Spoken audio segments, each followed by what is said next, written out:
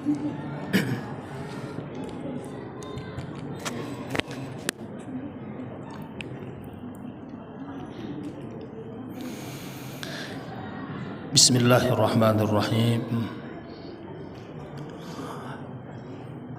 Assalamualaikum warahmatullahi wabarakatuh.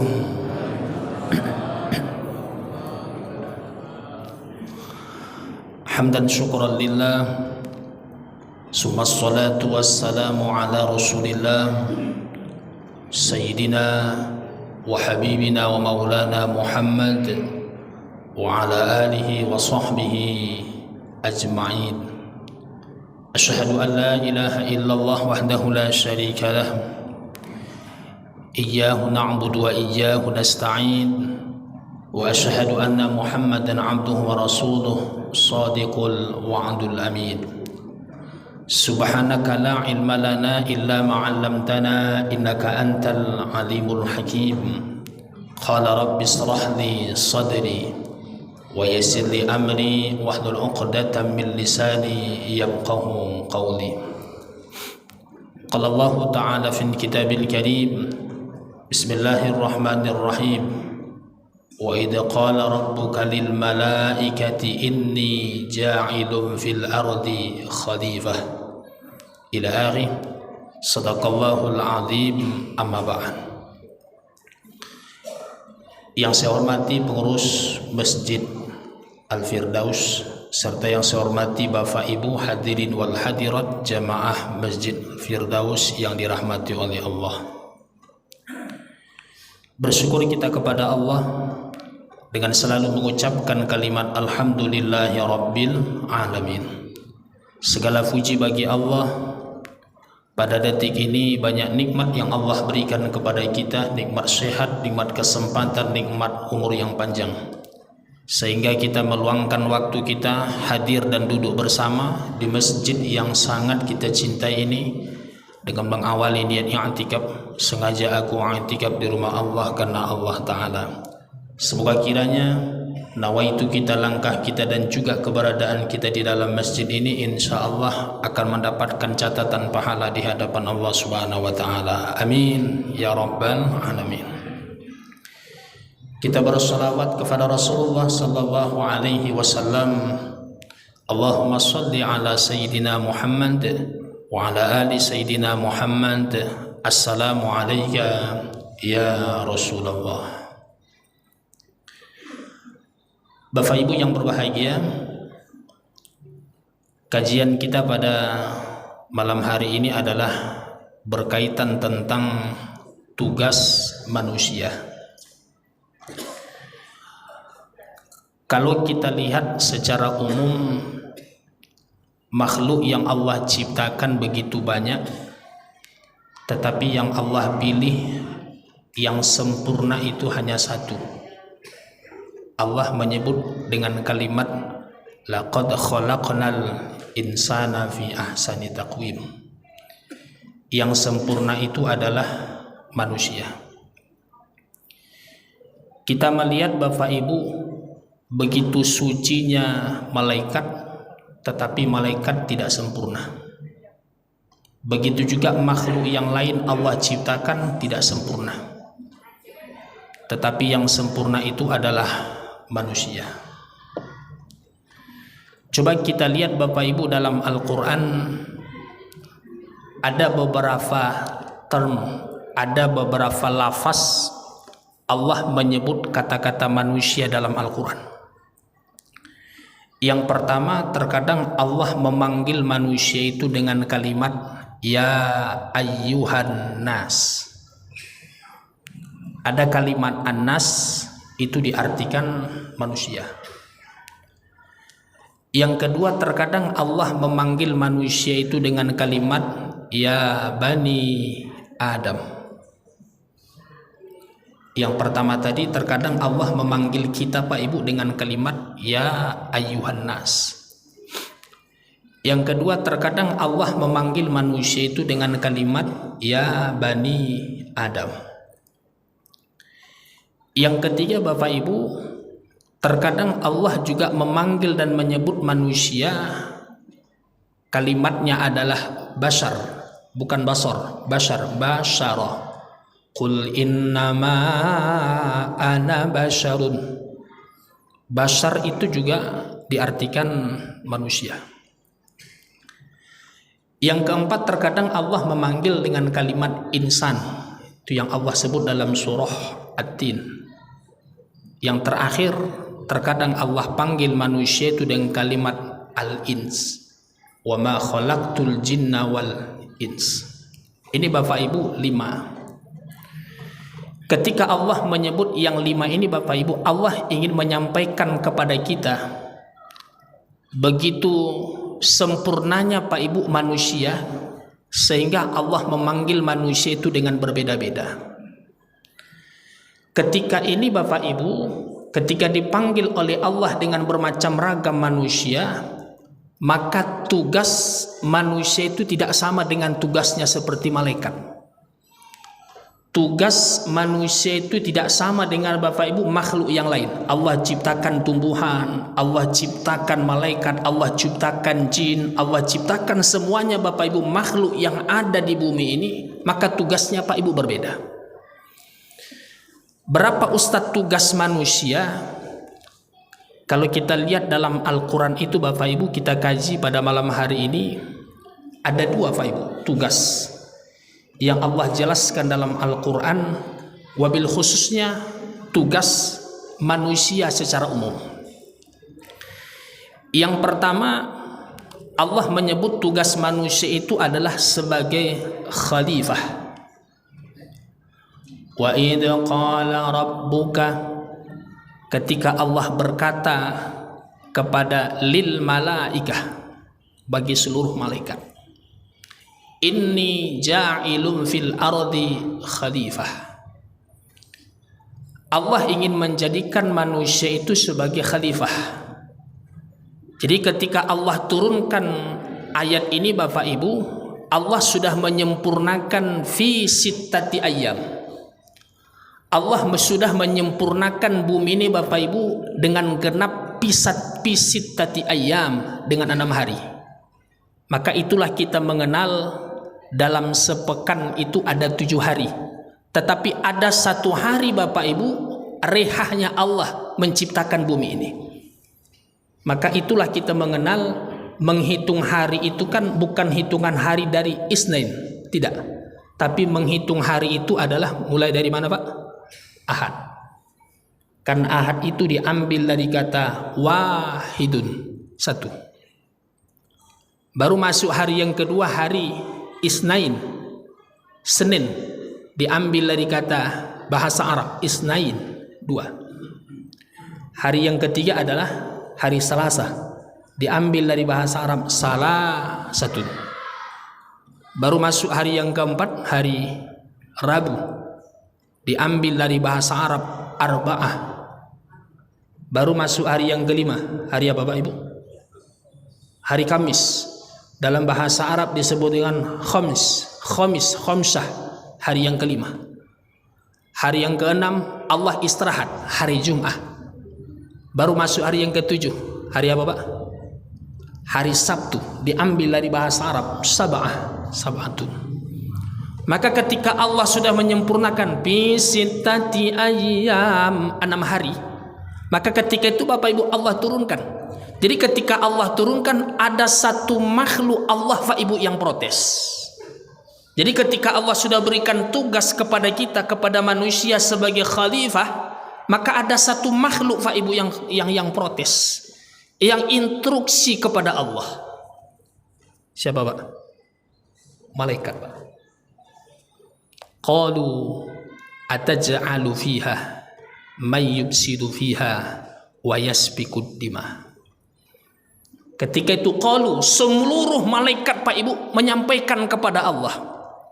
Kan qalu ia menjadi jama'. Seluruh malaikat Pak Ibu protes kepada Allah, instruksi kepada Allah.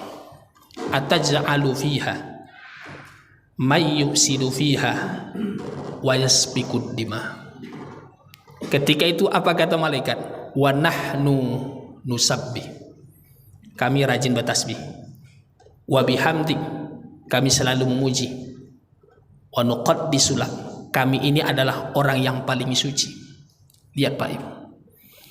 Maka Bapak Ibu dirahmati Allah Subhanahu wa taala, maka tugas yang pertama yang sudah diberikan oleh Allah kepada manusia secara umum sebagai khalifah. Nah, sekarang Ustadz, apa itu makna khalifah? Ada dua Pak Ibu makna khalifah. Jika kita baca dalam Qamus Munjid, ada dua Pak Ibu makna khalifah. Yang pertama adalah ia diambil dari kata khalafa. Khalafa itu artinya di belakang Pak Ibu, pengganti dalam bahasa kita yang sering. Maka ketika kita tarawih, ada sholawat yang terkadang kita baca al-khalifatul ula, ya, pertama Abu Bakar, al-khalifatus sani Umar, al-khalifatus salis Utsman, al-khalifatur rabi Ali bin Abi Thalib. Pengganti yang pertama, pengganti yang kedua, pengganti yang ketiga, pengganti yang keempat. Nah, maka Bapak Ibu rahmatullahi subhanahu wa ta'ala, ini makna yang pertama. Makna yang kedua, khalifah itu artinya pemimpin Bapak Ibu. Jadi yang mengatur, memanage ketika Allah sudah sempurnakan bumi ini Bapak Ibu, yang mengatur baik buruknya Allah ciptakan bumi ini kepada manusia, tergantung Pak Ibu kepada manusianya. Maka disinilah Bapak Ibu Allah memberikan seutuh-utuhnya kepada manusia yang disebut dengan nih Pak, akal. Maka kalau Bapak Ibu bandingkan perintah berfikir dengan perintah sholat, aqimus sholah, dengan berfintah dengan perintah berpikir, maka yang pertama, yang paling banyak, yang paling dominan itu adalah Allah perintahkan untuk lebih banyak berfikir. Kalau Bapak Ibu bandingkan nanti berapa perintah sholat dalam Al-Quran, berapa perintah untuk berpikir, yang lebih banyak itu adalah manusia itu lebih banyak berpikir Pak. Contoh Pak, dalam Al-Quran, afala yatazakkarun, kita disuruh untuk berpikir. Afala ta'qilun, kita disuruh untuk berpikir. Apa lagi Pak Ibu? Termasuk ada kalimat liulil albab, kita juga suruh untuk berpikir. Maknanya Pak Ustadz, ketika kita disuruh, ditugaskan oleh Allah menjadi khalifah di muka bumi Allah ini Bapak Ibu, maka ini Pak Ibu. Tapi ingat, jangan sampai Bapak Ibu menuhankan akalnya, karena ada yang lebih tinggi dari akal. Ini Pak. Maka Imam Al-Ghazali saat itu Bapak Ibu, ia mengharamkan dengan ada namanya filsafah saat itu. Kenapa Ustadz? Nih Pak Ibu, akal. Maka akal ini Bapak Ibu kita disuruh untuk memandang, yang kita pandang itu mana Ustadz? Al-hayatid dunya wal hayatil akhirah. Jadi akal yang diberikan oleh Allah agar khalifah, agar pemimpin memanage bumi ini Bapak Ibu, ia sejalan antara kehidupan dunia dengan kehidupan akhiratnya, harus seimbang. Di mana Ustadz kata kuncinya? Dari akal Bapak Ibu. Contoh Bapak Ibu, kalau kita tadi baca doa, kan ada doa di ujung doa kita baca Rabbana atina fid dunya hasanah wa fil akhirati hasanah wa qina azabannar. Coba kita lihat Pak Ibu, ya, Allah memerintahkan antara dunia dengan akhiratnya. Permintaan kita kepada Khalik, kepada Allah sama Pak Ibu permintaannya. Kalimatnya adalah hasanah. Ya, kalau kita runtun dalam bahasa Arab, baik itu kan banyak, bahagia itu kan banyak. Ada khair artinya baik, ada sahih artinya baik, taib artinya baik. Kenapa Allah tak perintahkan Rabbana atina fid dunya al khair wa fil akhirati hasanah? Terjemahnya Pak Ibu sama. Rabbana atina fid dunya at taib wa fil akhirati hasanah. Terjemahnya Pak Ibu sama. Tetapi Allah ingin menyampaikan Bapak Ibu kalimatnya sama. Dunianya hasanah, akhiratnya juga hasanah. Di sini Bapak Ibu akal memerintahkan spiritualnya kepada akal. Ketika itu Bapak Ibu kita memandangnya harus ada sebuah keseimbangan antara kehidupan dunia dengan kehidupan akhiratnya. Nah sekarang cobalah kita rasakan Bapak Ibu, kita sudah minta dengan Allah antara dunia dengan akhirat itu harus seimbang. Kira-kira Bapak Ibu hari ini umur 80, hari ini 70, 60 atau 50 atau 40 tahun. Kira-kira Bapak Ibu jalan kita hari ini sudah seimbang enggak antara kehidupan dunia dengan kehidupan akhirat? Apa gak payah aku usah bertanya Ustaz. Sulit Pak Ibu. Kenapa Ustaz? Nih Pak Ibu, kita disuruhkan harus nih Pak ilmunya. Maka akal ya harus masuk Bapak Ibu dengan wadah-wadah ilmu. Maka ada yang mengatakan ungkapan ini adalah ungkapan Ali. Man aradat dunya fa'alaihi bil ilmi. Jadi siapa ingin bahagia dunia, akal yang diberikan oleh Allah ia masukkan ilmu-ilmu dunianya. Wa man aradal akhirah, siapa ingin bahagia akhirat, akal yang sudah diberikan oleh Allah ia masukkan ilmu-ilmu akhirat. Apakah Ustadz ini terpisah? Tidak. Maka Ali juga menyambungkan kalimatnya, wa man aradahuma fa'alaihi bil ilmi. Jadi siapa ingin bahagia dunia, siapa ingin bahagia akhirat, harus ia masukkan akal yang sudah diberikan oleh Allah, ia masukkan ilmu dunianya, ia masukkan ilmu akhiratnya, supaya apa Ustaz? Dua kehidupan yang diberikan oleh Allah ia seimbang, Pak. Nah, jadi kalaulah Bapak Ibu lebih banyak dunianya, berarti Bapak Ibu jawabannya adalah akal yang sudah diberikan oleh Allah belum ia masukkan ilmu akhiratnya. Atau Bapak Ibu lebih tinggi akhiratnya Bapak Ibu, akal yang sudah diberikan oleh Allah ia tidak masukkan ilmu-ilmu dunianya. Tetapi ketika ia menyeimbangkan antara kehidupan dunia dengan kehidupan akhirat, akal yang sudah diberikan oleh Allah ia sudah masukkan antara ilmu dunianya dengan ilmu akhiratnya, Pak Ibu. Nah, jadi Bapak Ibu yang dirahmati Allah Subhanahu wa taala, ini tugas kita, Pak. Tugas sebagai khalifah, sebagai pemimpin. Maka yang pertama, kita yang diberikan oleh Allah tugas, akal yang ada pada diri Bapak Ibu ia harus dimasukkan kepada ilmunya, Pak Ibu. Satu, Pak. Yang kedua, ketika kita sudah diberikan oleh Allah tugas sebagai khalifah, ada yang kedua yang diberikan oleh Allah Pak Ibu sama kita. Yang ini tidak diberikan oleh Allah kepada malaikat. Mana Ustaz? Namanya adalah nafsu, Pak. Allah tak berikan kepada malaikat. Sampai-sampai Allah menyebut nafsu manusia ada 3. Yang pertama, ya ayyatuhan nafsul mutmainnah. Jadi ada nafsu manusia itu adalah mutmainnah. Yang kedua, ada yang disebut oleh Allah innal ammaratu bisu.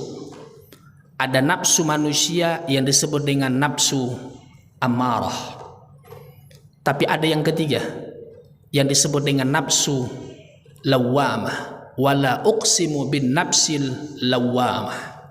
Nah, coba kita lihat Pak Ibu dalam bahasa kita sehari-hari. Kalau mutmainnah ini kan mengajak, mendorong kita yang baik. Kalau amarah mengajak kita Bapak Ibu bisu dengan tak baik. Kalau lawamah Bapak Ibu ada sebuah penyesalan.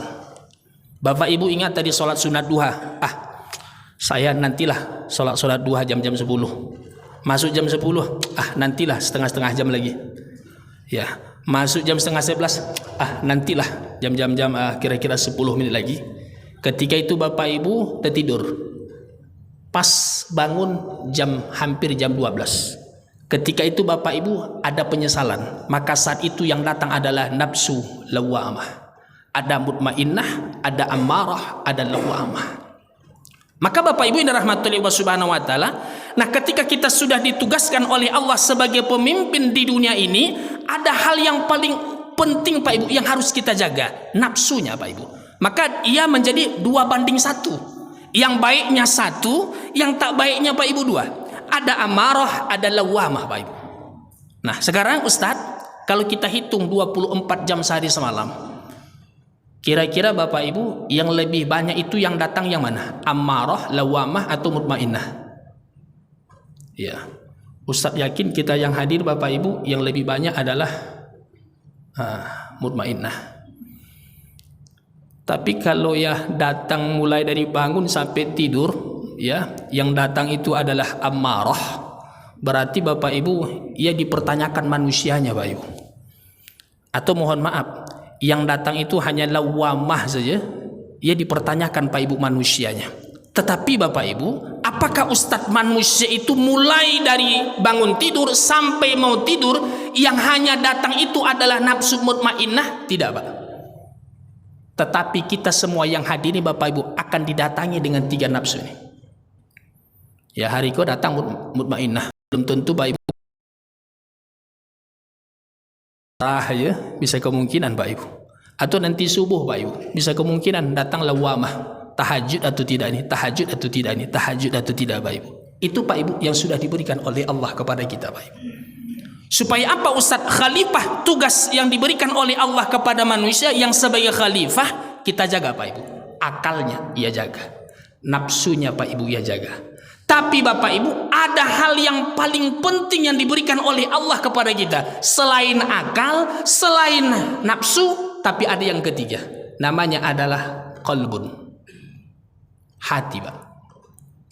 Apakah Ustadz Allah berikan kepada malaikat? Tidak. Hati ini, hati ia disebut dengan muqallib, ia selalu dibolak-balikan oleh Allah. Ya, karena yang dibolak-balikan itu Bapak Ibu bukan hati, yang dibolak-balikan itu bukan pikiran. Ia stres, ia bukan dibolak-balikan. Ya, tetapi yang dibolak-balikan, ia tenang, ia tidak tenang, itu bukan di otak, itu bukan di nafsu, tetapi ia tenang dengan tidak tenang, letaknya ada pada qalbun, pada hati Pak. Maka Allah letakkan Pak Ibu sana, tengah Pak. Ya, karena Allah menyebut dengan kalimat alladzi yuwaswisu fi sudur. Sudur itu kan artinya dada. Allah menempelkan Bapak Ibu sehingga manusia itu was-was, ia tidak di tengkuk, ia tidak di perut, ia tidak di kaki, tetapi Allah tempelkan Bapak Ibu di dada manusia. Itulah yang disebut dengan qalbun, hatinya Pak. Maka Bapak Ibu dirahmati Allah Subhanahu wa taala, kalau Bapak Ibu kita tadi hayati solat itu kan dalam rukun solat itu kan ada 13. Kalau kita baca kitab fikih Fathul Qarib itu kan ia jelaskan 13. Jadi dari 13 ini Bapak Ibu ia dikelompokkan menjadi 3. Ada rukun qaul, ada rukun fi'il, ada rukun qalbun. Jadi 13 tadi Bapak Ibu mulai dari takbir sampai salam ia dikelompokkan menjadi 3. Ada rukun yang diucapkan, ada rukun yang digerakkan, ada rukun dalam hati Pak. Mana Ustadz rukun yang diucapkan? Bapak Ibu membaca Al-Fatihah. Jadi orang yang betul-betul mengucapkan Bapak Ibu safatainnya, 2 bibirnya bergerak. Maka kalau ada 2 bibirnya Pak Ibu tak bergerak, berarti bisa kemungkinan monong ya. Maka orang yang betul-betul mengamalkan atau menyempurnakan ibadah salatnya dengan rukun qaulnya, safatainnya Pak Ibu bergerak. Tapi ingat, jangan sampai Bapak Ibu bergerak terucap tetapi mengganggu kawan sebelah. Asyhadu an la ilaha illallah, mengganggu Pak Ibu kawan sebelah, tak dibenarkan. Satu Pak Ibu. Yang kedua, ada rukun fi'il, rukun yang digerakkan. Ruku, sujud, yang tidak duduk di antara 2 sujud, itu adalah yang digerakkan, namanya ada rukun fi'il. Tapi ada rukun yang ketiga yang disebut dengan rukun qalbun. Dalam Al-Quran disebut dengan khusyuk. Qad aflahal mu'minun alladzina hum fi salatihim. Kok beda-beda nampak sambungan ayatnya. Ada yang sahun, ada yang khasyi'un. Mana Ustaz? Qad aflahal mu'minun alladzina hum fi salatihim khasyi'un. Jadi khusyuk itu mana Ustaz? Ia datangnya Pak Ibu dari hati. Ya. Jadi Bapak Ibu ucapkan, Bapak Ibu gerakan, di mana Ustaz pondasinya? Pondasinya ada pada hatinya Pak Ibu. Maka Bapak Ibu yang berbahagia dari rahmatullahi wa subhanahu wa taala, kita ambil Pak Ibu tugas ini, kita sama-sama jalankan.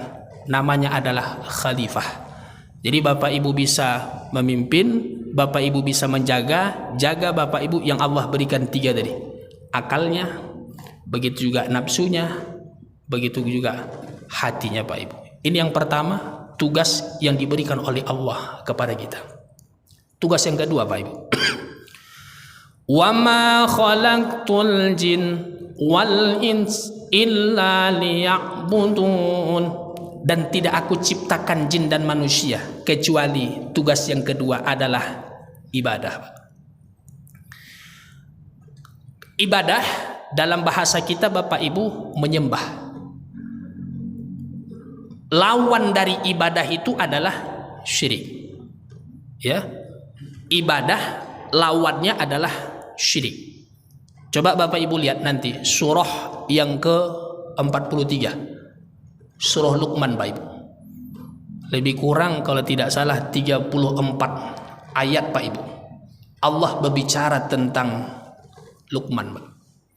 Tapi Masya Allah Pak Ibu, Luqman ya, ia tidak nabi Pak, tetapi Allah angkat derajatnya Bapak Ibu menjadi satu surah dalam Al-Quran. Surah yang ke-43 Luqman. Ia disebut dengan Luqmanul Hakim. Hakim itu Bapak Ibu adalah ucapannya sangat banyak mengandung hikmah Bapak Ibu. Satu di antaranya bagaimana Luqman memberikan nasihat kepada anaknya. Apa kata Luqman?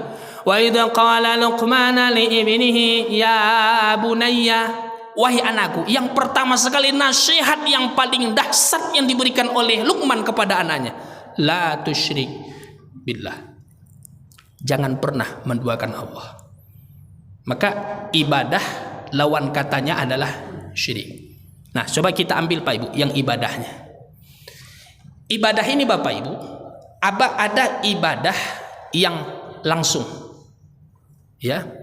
Yang langsung itu kan seindah-indahnya ibadah yang langsung itu adalah ibadah melaksanakan rukun Islam yang kedua.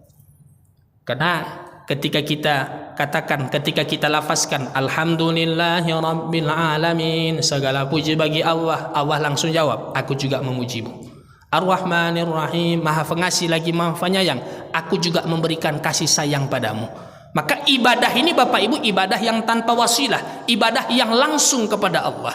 Tapi ibadah yang langsung kepada Allah ini Bapak Ibu sudah banyak yang kita kerjakan, namun kenyataannya Bapak Ibu khusus dalam ibadah sholat itu kan tidak banyak, hanya 2. Banyak yang kita kerjakan, bermacam ragam ibadah sholat yang kita kerjakan, tetapi Bapak Ibu ketika kita laksanakan kenyataannya hanya 2. Mana Ustadz buktinya? Yang pertama adalah usolli fardun. Banyak sholat yang kita kerjakan, rupanya Bapak Ibu kalau kita kelompokkan hanya 2 aja. Yang pertama ia disebut dengan sholat wajib. Yang kedua usolli sunnatan. Yang kedua Bapak Ibu hanya sholat sunat. Ya, wajib dengan sunat. Yang 2 ini Bapak Ibu, ya, kalau kita lihat lebih dalam lagi, ya, sama Bapak Ibu jumpa dengan dokter. Bapak Ibu masuk ke rumah sakit, begitu banyak dokter, yang kita ketemukan dokter itu hanya 2. Ada dokter umum, ada dokter spesialis. Ya, yang mana Ustadz yang dokter umum?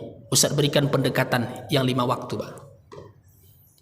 Hari ini maghrib dokter umum. Mana Ustadz buktinya? Setelah kita sholat, kita zikir, doa Pak. Permintaan kita dengan Allah, Allah tak batasi. Apa saja minta silahkan. Ingat, dokter umum Pak. Jadi setelah kita sholat maghrib, sholat isya, sholat subuh, sholat zuhur, sholat asar, kita zikir, kita doa, doa kita apa saja Bapak Ibu silahkan. Kenapa Ustadz? Ia seperti dokter umum Pak Ibu. Penyakit apa saja masuk Pak Ibu. Beda dengan dokter spesialis. Yang mana Ustadz yang dokter spesialis? Sholat sunnah Pak Ibu. Bapak Ibu ingin membukakan pintu rezeki, berangkat ke dokter spesialis. Apa nama dokternya Pak? Duha Pak Ibu. Ada 2 pilihan yang baik, yang A baik, yang B baik. Bingung kita pilih. Berangkat Pak Ibu ke dokter spesialis. Nama dokternya adalah istikharah. Ada sesuatu yang paling kita inginkan, berangkat lagi Pak Ibu ke dokter spesialis. Nama dokternya adalah hajat. Mintanya Pak Ibu tak sama dengan dokter umum. Mintanya juga spesialis. Contoh tadi Pak Ibu, Bapak Ibu ingin membukakan pintu rezeki. Apa tadi Pak Ibu nama dokternya? Duha Pak Ibu. Assalamualaikum warahmatullahi wabarakatuh. Assalamualaikum warahmatullahi. Zikir, doa. Mintanya Pak Ibu spesialis. Ya Allah, jika rezekimu di atas langit, apa? Jatuh kan? Ya Allah, jika rezekimu di dalam bumi, keluarkanlah. Jangan pula naik kan? Ikut turun naik namanya. Ya Allah, jika rezekimu jauh, dekatkanlah. Ya Allah, jika rezekimu sulit, mudahkanlah. Ya Allah, jika rezekimu haram, kok beda-beda nampak kan? Sucikanlah. Di mana minta ini Ustaz? Nama dokternya adalah dokter duha Pak Ibu. Maka yang wajib adalah dokter umum, yang sunat adalah dokter spesialis. Kira-kira Bapak Ibu kita yang hadir di masjid ini, ya kira-kira Bapak Ibu yang sering kita jumpai yang mana? Yang dokter umum atau dokter spesialis? Apa? Puskesmas? Jadi yang baik itu mana Ustaz? Bapak Ibu, jangan sampai Bapak Ibu penyakit itu sudah komplikasi Pak Ibu, baru ingat dengan dokter spesialis tahajud, baru ingat dokter spesialis duha, baru ingat dokter spesialis taubat. Salah Pak Ibu. Lihat Pak Ibu, ibadah yang tanpa wasilah Pak Ibu langsung kepada Allah. Kita ambil Pak Ibu, ini sebagai motivasi Pak. Bapak Ibu nanti lihat surah An-Naba di juz 30. Jadi ketika Allah turunkan ayat ini, surah ini Pak Ibu, ada asbab nuzulnya. Dalam bahasa kita ada sebab ayat ini turun, ada yang melatar belakangi ayat itu turun. Dikisahkan Pak Ibu, ada seorang sahabat Nabi yang kedua matanya buta. Saya yakin Bapak Ibu pernah membaca nih, yang bernama Abdullah bin Maktum. Ketika itu kan datang ke rumah Rasulullah bertanya, ya Rasul, kedua mata saya ini buta ya Rasul, apakah saya berjamaah ke masjid ya Rasulullah? Apakah saya sholat berjamaah ke masjid ya Rasulullah? Kata Rasul, dengar nak panggilan Bilal bin Rabah? Ya, dalam bahasa kita sekarang, dengar nak panggilan azan? Karena dalam riwayat yang pertama sekali mengumandangkan kalimat azan itu adalah Bilal bin Rabah. Ya, kalau kita baca Bapak Ibu bagaimana profil Bilal bin Rabah ini, dari ujung rambut sampai ke bawah semua hitam, satu yang putih, apanya Pak? Giginya Pak Ibu. Tetapi dijamin oleh Rasulullah ahli surga. Maka ketika itu apa kata yang buta tadi yang bernama Abdullah bin Maktum? Asmi ya Rasul, saya dengar ya Rasulullah, silahkan berjamaah ke masjid. Bayangkan Pak Ibu, orang buta datang ke masjid Al-Firdaus ini, Ustaz yakin Pak Ibu tidak akan sempurna. Tapi karena sudah perintah Rasulullah, ia coba Pak Ibu di waktu yang subuh, di waktu subuh, ia buka pintu rumah, ia berjalan kaki Pak, berjalan kaki ingin berjamaah dengan Rasulullah ke masjid. Namun separuh perjalanan Abdullah bin Maktum tadi mau sampai ke masjid, yang buta tadi yang bernama Abdullah bin Maktum tadi Pak Ibu terjatuh. Misal Pak Ibu, Bapak Ibu berangkat dari rumah menuju Masjid Firdaus, berjalan kaki ingin berjamaah, saat itu Pak Ibu terjatuh. Kira-kira Bapak Ibu lanjut ke Masjid Al-Firdaus atau mundur pulang ke rumah? Paling-paling jawaban kita, Ustadz melihat jatuhnya Ustadz. Ya. Tapi masalah seorang Abdullah bin Maktum Bapak Ibu, ia tidak tahu bagaimana bentuk jatuhnya. Namun ia lanjut ke masjid. Sampai di masjid, masbu Pak. Masbu ini kan tinggal satu rakaat. Rakaat itu diambil dari kata ruku. Orang yang tinggal satu ruku dalam satu rakaat namanya adalah masbu. Yang saat itu yang jadi imam adalah Rasulullah. Selesai Rasulullah sholat, Assalamualaikum warahmatullahi wabarakatuh, Assalamualaikum warahmatullahi wabarakatuh. Ya lihat Pak Ibu ke belakang. Begitu banyak yang berjamaah, ada satu yang masbu, itu yang buta tadi Pak, yang bernama Abdullah bin Maktum. Selesai sholat, Abdullah bin Maktum dipanggil Rasulullah. Hayan kata Rasulullah. Mari. Datang Pak Ibu, Abdullah bin Maktum. Ketika datang apa kata Rasulullah? Wahai sahabatku Abdullah bin Maktum, kenapa masbuk? Apa kata Abdullah bin Maktum? Tadi ya Rasulullah, ketika saya berjalan dari rumah menuju masjid ingin berjamaah denganmu ya Rasulullah, saya tadi terjatuh ya Rasul. Misal Pak Ibu, ada orang kita lihat di jalan Harapan Raya ini orang terjatuh. Kira-kira yang pertama sekali kita ucapkan kalimat apa Pak Ibu? Kalau ada jamaah kita meninggal dunia, innalillahi wa inna ilaihi raji'un. Kalau ada jamaah kita sakit, kurang yakin nampak innalillahi kan?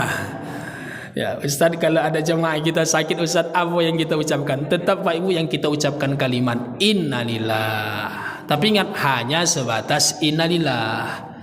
Kau ndak awak menjeng orang sakit, apa kata kita? Innalillahi wa inna ilaihi raji'un. Itu salah Pak Ibu. Tetapi hanya sebatas innalillah.